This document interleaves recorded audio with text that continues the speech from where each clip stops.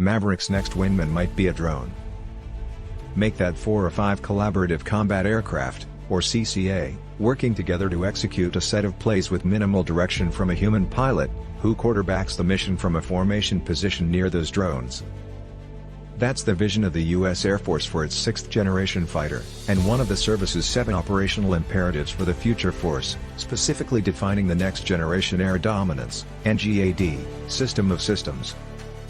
In March 2022, during the Air Force Association's Warfare Symposium, Secretary of the Air Force Frank Kendall said during his keynote address that NGAD must be more than just the next crewed fighter jet. It's a program that will include a crewed platform teamed with much less expensive autonomous, uncrewed combat aircraft, employing a distributed, tailorable mix of sensors, weapons and other mission equipment operating as a team or formation. Unlike today's uncrewed aircraft, which are remotely piloted from the ground, tomorrow's uncrewed aircraft will be robotic teammates that make decisions for themselves. They'll autonomously aviate, communicate and navigate, and then carry out one or more reference missions in collaboration with each other and at the direction of a human mission commander. Combat pilots, however, and commanders who send them into action must trust that these CCAs, loyal wingmen, as they're often called, will perform as expected, following the rules of engagement, adhering to mission principles, effectively contributing to the mission and, most importantly, behaving safely. Before the service will ever consider fully adopting and integrating this new capability into combat operations, they must perform predictably and appropriately. For combat pilots and commanders to gain trust in the technology, they need to be included in the design loop from the very beginning. Whenever a new autonomy requirement or design reference mission is needed, engineering teams must bring current operators and pilots into the process, getting their input in early technical discussions. The system engineering process should start with questions for operators, not pre-baked answers. What do you want these things to go do? What is the objective they need to accomplish? How long should it take? What data do you want to collect? How do you want to interface with the robots? How should their information be displayed? By including operators early and throughout the entire process, it aids in establishing performance requirements. Plus, by including operators from the start, there's a stronger willingness to trust the autonomy. Today's remotely piloted platforms are operationally challenged in highly contested environments, where they can face layers of adversarial defenses or communications jamming. In these environments, collaborative autonomy is necessary to ensure the autonomous aircraft can work with other tactical aircraft to provide the mass and maneuver required to win the fight.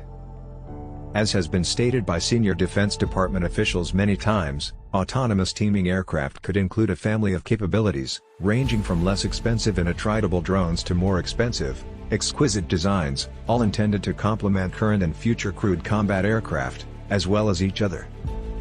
Defense companies are working to find the right points on the cost-capability curve for each instantiation, but everyone seems to agree that assembling this potent mix of various capabilities is how we win. It's also expected that this approach will facilitate faster design upgrades. I believe it's these new collaborative autonomous aircraft that will provide the best opportunity to create and field the long-vaunted Digital Century series. These new CCAs could carry out a variety of missions like reconnaissance, electronic warfare and the suppression of enemy air defenses. And since the crewed and uncrewed aircraft are collaborating and communicating with each other, the team can identify threats and targets quicker than a lone tactical platform. CCAs also act as a force multiplier by extending the sensor range and combat radius of sorties, allowing a smaller number of crewed aircraft to cover larger areas of the battle space. Furthermore, by mimicking the performance, capabilities and radar cross-sections of crewed aircraft, CCAs could overwhelm and confuse adversaries by acting as decoys to draw fire away from crewed teammates. To conduct these types of demanding missions, CCAs will need some level of artificial intelligence. As the technology matures, machine learning could further aid in rapidly and automatically improving algorithms for decision-making and courses of action development. However, a fully autonomous uncrewed aircraft powered by AI and machine learning will require rigorous testing and certification, something several years away. Instead, in the near future, I envision CCAs will use a more deterministic set of decision-making capabilities for specific missions. This type of WCAI has been performing remarkably well during development and flight testing.